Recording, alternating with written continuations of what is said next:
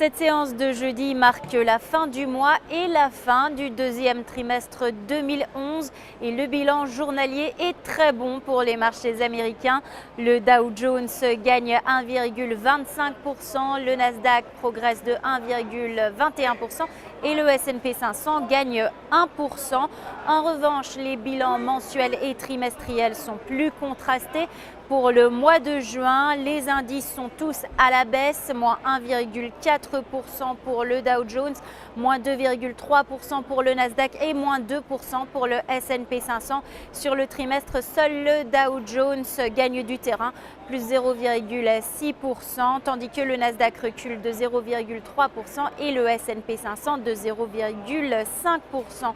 Cette séance marque également la fin du plan d'aide de la Fed à l'économie américaine, le QE2, mais là, pas de réaction des marchés puisque les investisseurs se préparent depuis plusieurs semaines à cette échéance. Sur le plan international, les craintes autour de la Grèce s'apaisent.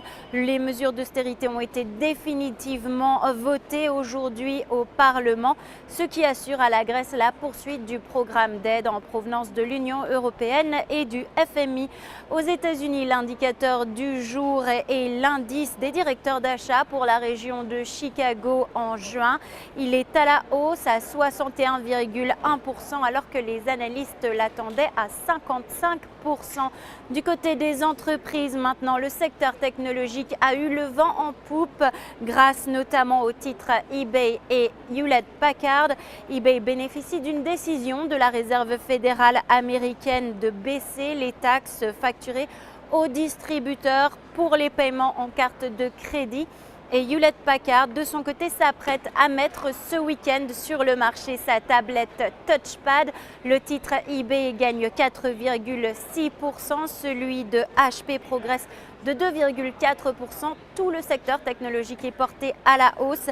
Le titre Intel gagne 3,6% et c'est la plus forte hausse du Dow Jones ce soir.